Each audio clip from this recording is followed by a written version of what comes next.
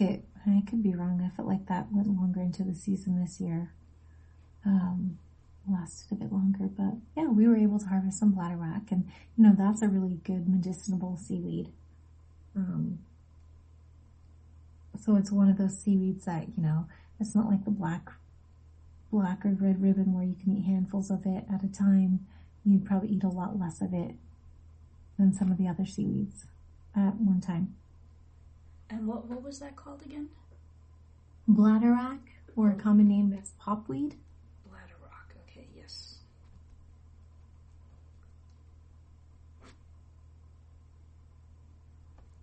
And then how do you use that medicinally? Well, I think just eating it, right? I think you can eat it or you can make a tea out of it. I've never tried it as a tea, but I have read that you can do that.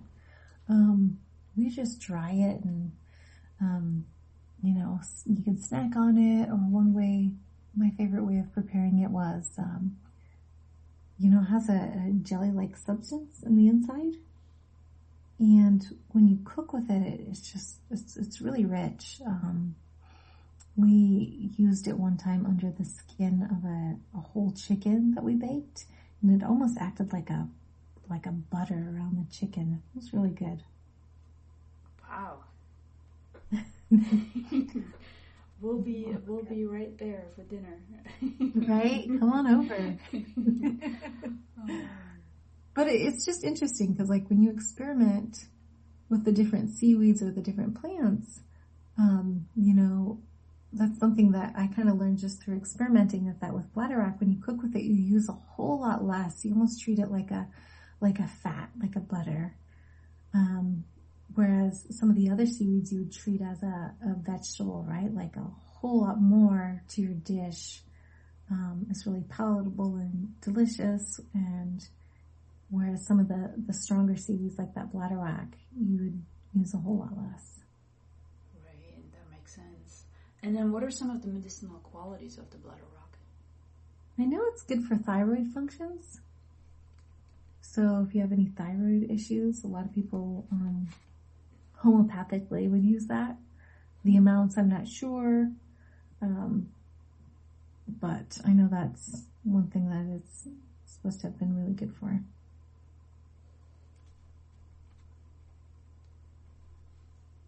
That's awesome. And tell me about some of the other seaweeds you're using. Like, up here in Anchorage, seaweeds is not really that popular here, at least in my harvesting world. So tell me more about seaweeds. Well, the black seaweed is, really traditional. It's just so delicious. And it's a nice hearty seaweed. And then there's red ribbon seaweed, which a lot of people add to their soups. And then one of my favorites is sea lettuce. And it's so different because it's a really, like, when you dry sea lettuce, it's like almost just crumbles and it's just light and it can dissolve in your mouth. And, so all the different seaweeds, there's like kelp, right? Kelp is a very different seaweed than like sea lettuce or black seaweed. And kelp is treated differently than black seaweed. A lot of people create kelp pickles or relishes, or make sauces out of it. And with the sea lettuce, it's just wonderful to sprinkle on things and use it kind of as a seasoning. That's, I guess, some of them.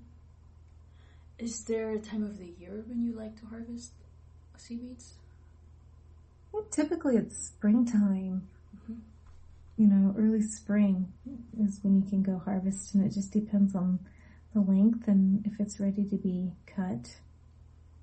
And then kelp is a little bit different because rather than going at low tide and cutting from, the rocks, you would go out and you would harvest from your boat. You'd be able to see where those kelp forests are and be able to gather and harvest some from the actual ocean. Take us out on if you will, on a little journey here of harvesting seaweeds at low tide. What does that look like? What kind of tools do you use? It's early spring, you're going out, it's low tide. What does that look like? Yeah, we would just take buckets or trash bags and scissors or a knife. And, you just don't want to, you want to give it a, I guess you would go out and you would pull up the seaweed and you would, instead of rip it from the holdfast, you would just cut it. And then, or you can use scissors, just so you don't rip the kind of the holdfast of it.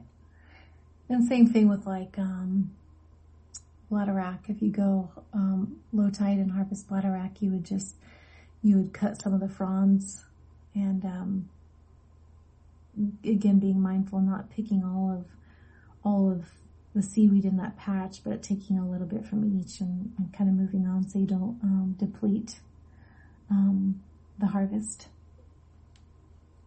Okay, and then you have your bucket full of seaweed. What do you do then? Yeah, after that, you go down, you bring your bucket and you kind of rinse that seaweed in the salt water. And you want to make sure with your seaweeds that you're rinsing it in the salt water, not like fresh water, because it can kind of break down the seaweed. And then that salt water, of course, when you dry it, it keeps with all that salty flavor.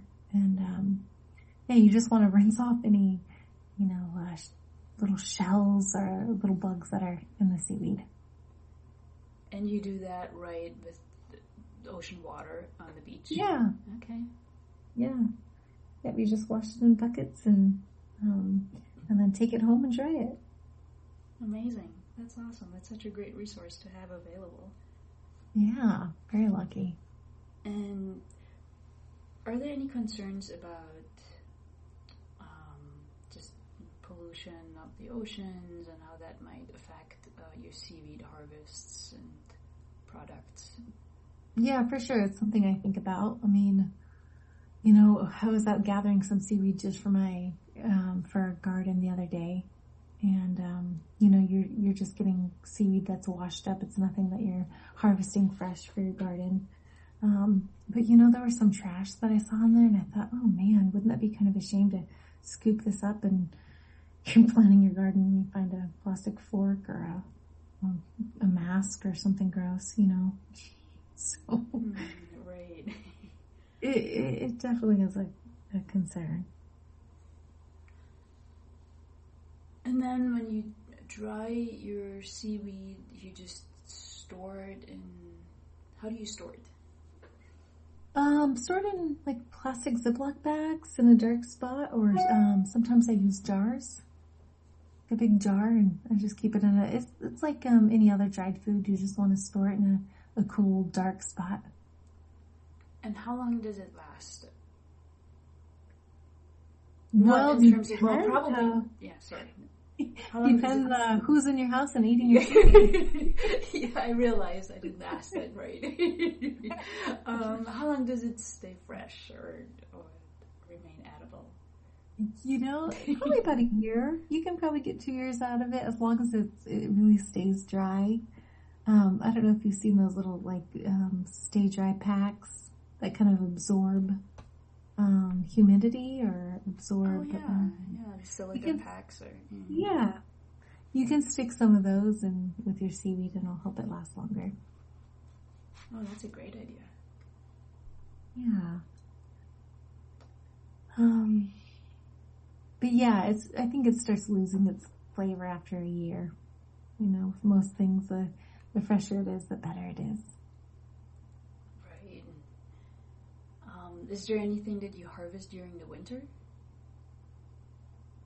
Good question. We're in fall time right now, and there's not really too much to harvest in the winter, but it was really fun. We just went out as a family, inspired by the show Chef vs. Wild. My husband and I have a 7-year-old, and he watched that show with us, and it's all about what can you forage in the winter, and can you survive, and can you make a gourmet meal out of it. And so we actually went down to the beach and harvested some limpets and there was still a little bit of beach greens that were still palatable, and we got, what else did we get? We got spruce to make tea, and usnea. We got deer heart green stalks, like the deer heart greens, big stalks of them, and used that. There was still some dandelion greens. There was actually quite a bit that we were able to forage for and make a meal out of. Wow, that's amazing. Yeah, it was a lot of fun to, kind of figure out what you can utilize this time of year. And it's so great that your 7-year-old grows up with all that knowledge and just being surrounded by, that practice of harvesting plants. And yeah, he really loves it, so it makes it fun. Do you have any specific plants you use medicinally throughout the year, and what would you use them for? Yeah, let's see. You talked a little bit about usnea and a little bit about some of the seaweed. Is there anything? Yeah, I think there's some that I really rely on. One, is what we talked about, the elderberry, making tinctures out of the elderberry flowers. I think that one's really big. Usnea tea, especially during COVID. It was like, oh man, we should be utilizing this because it really helps with respiratory issues. And then the other one would be, I guess, horsetail herb. That one's really good for your joints. It's good for your hair. It's good for your, I guess the nickname would be like athlete's tea. It really kind of helps lubricate your joints and replace that cartilage in between.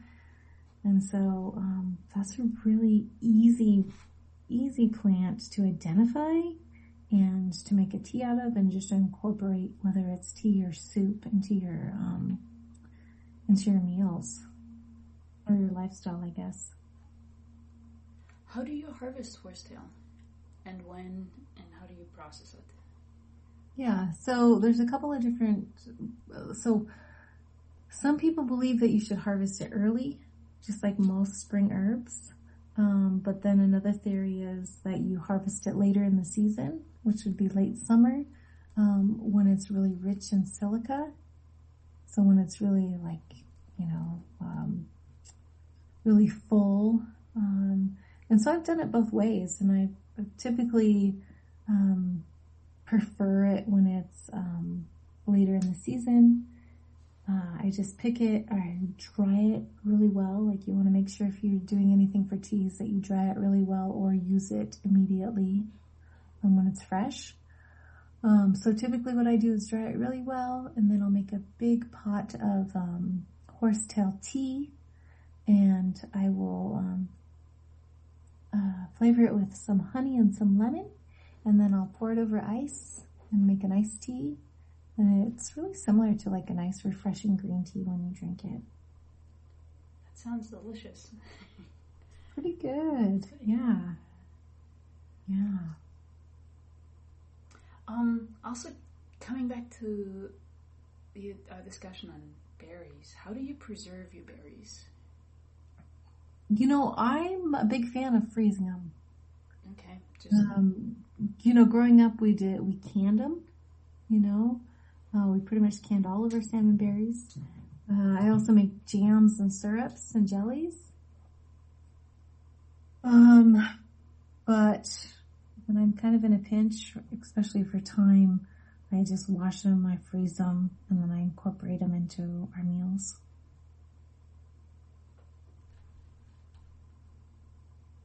And all right, do you ever use herbs for like sauna or steam baths, or is that big in Southeast? It's really not that I know of. I'm trying to think. I guess there's one when I think of. I haven't used it in steam bath, but for some reason when you talked about it, it made me think of Labrador tea. Oh, okay. That's a really medicinal tea, and it has just this like real fragrant smell to it. And I think with like some of these plants, it's you get to know them through smell, and it's one of those just kind of like invigorating smells. Yeah, if there was a way of bottling up scents, Right? I think Labrador tea and poplar would be the two that I would store forever. Which one did you say? I missed it. Which one did you say? Labrador tea and the poplar. Oh, yeah. Poplar buds I'm sure there is. There's been more people making salves, like Devil's Club salves and Birch salve and different salves. So I'm sure there's a way.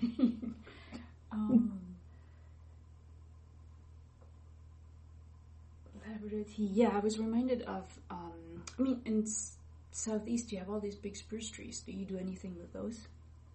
Yeah, in the spring we harvest the tips, and you can use spruce tips in baking or making a spruce tip syrup, or making a spruce tip honey, or let's see, we just harvested some spruce the other day with some licorice fern root and made a iced tea. So that was fun. And what root was that? Sorry. Licorice fern root. Oh, okay. And it's something that I haven't really actually experimented with, but if you eat the root, or if you just have a tiny little taste of it, it's really strong of licorice. So we decided to use it a little bit and boil it with the spruce branch and make a tea. Wow, that sounds amazing.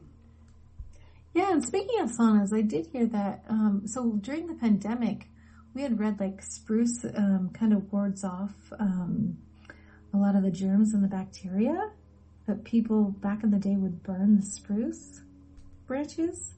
So we would go outside in our outdoor fire pit and put spruce branches, and that's supposed to kind of help clean the air. Wow, okay. I did not know that. And it smelled really good too. So. Yeah, I bet it smells really good.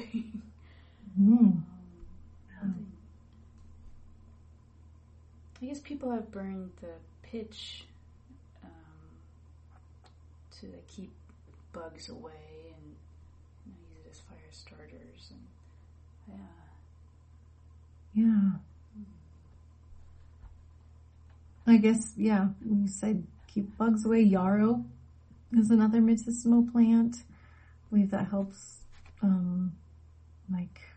What was it?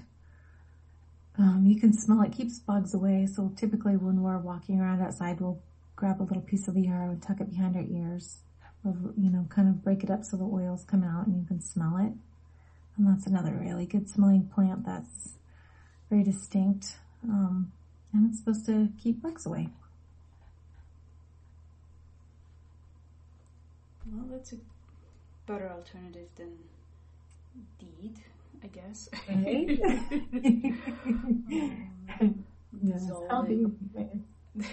Dissolving all of your clothes and from deed.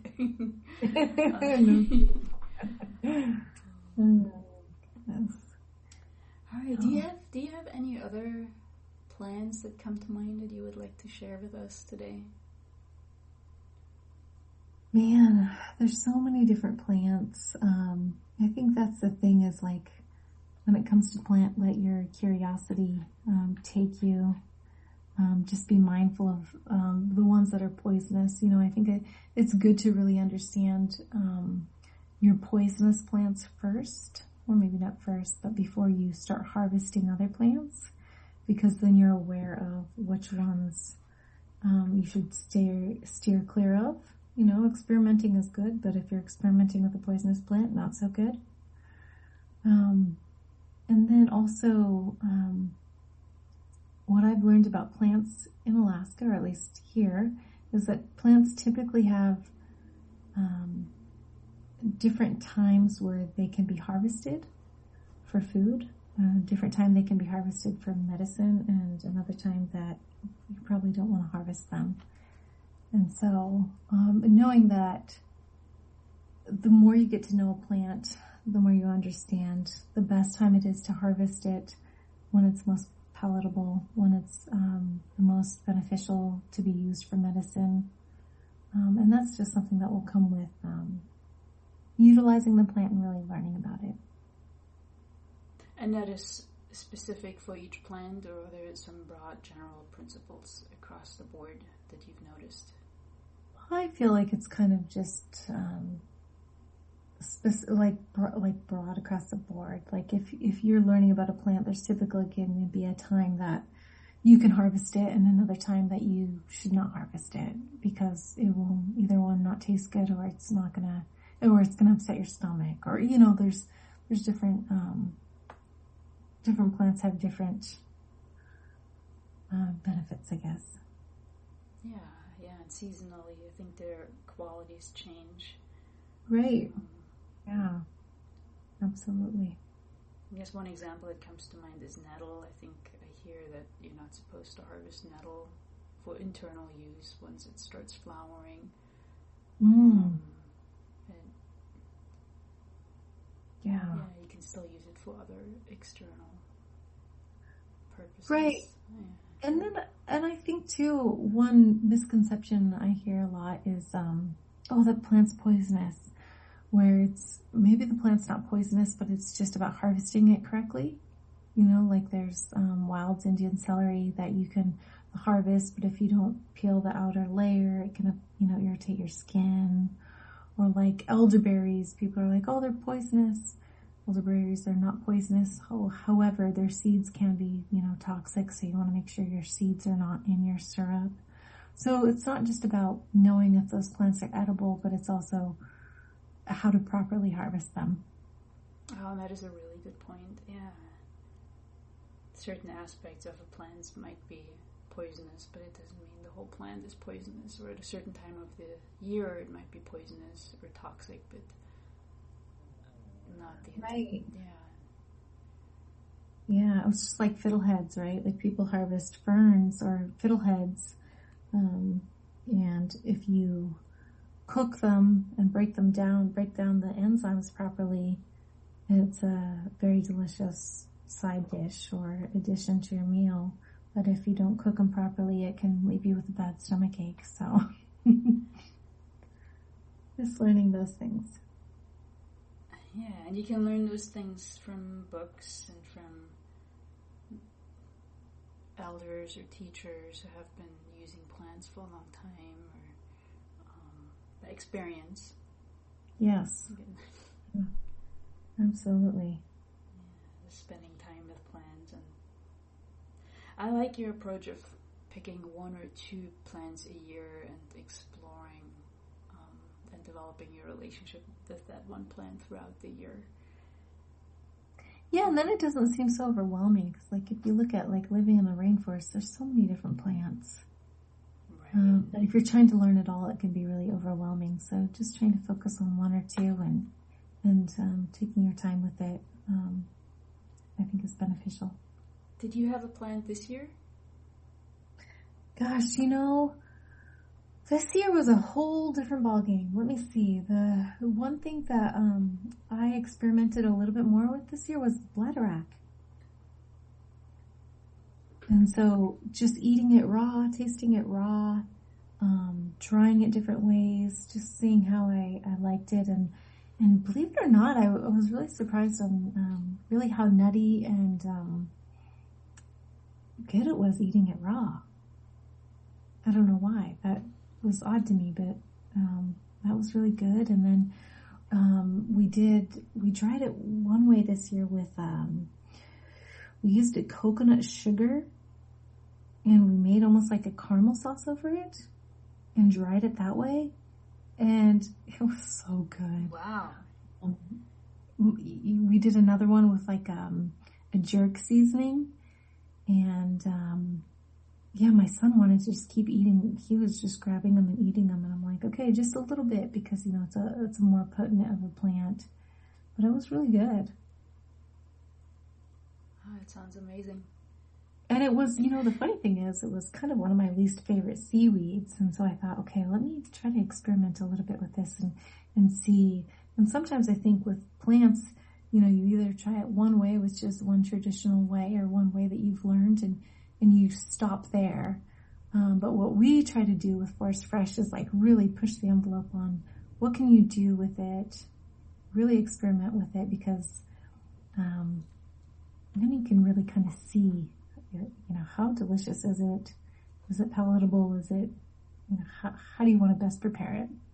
So that's the exciting part. Yeah, and I love that. Experimenting and playing and just, trying different ways that maybe other people haven't used. Right. How do you pick your plant? Like, how do you decide which plant to use or to focus on during the year? Normally it's something that presents itself to me.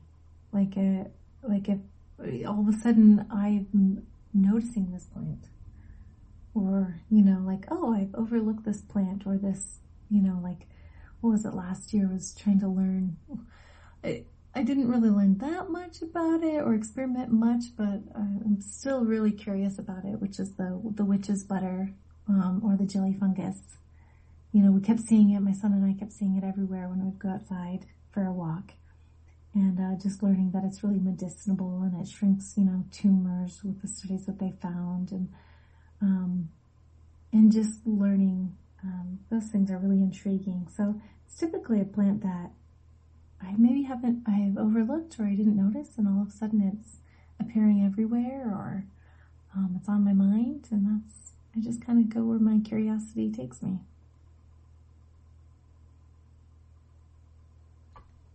That's great. And then you also said that when you talked about the Bladderwrack, that it wasn't your favorite seaweed, and yet you wanted to explore more and see if you can turn it into something that you would love in recipes. Yeah, and it's just thinking, okay, why was it? Is it because I prepared it incorrectly? Did I get it at the wrong time of the year?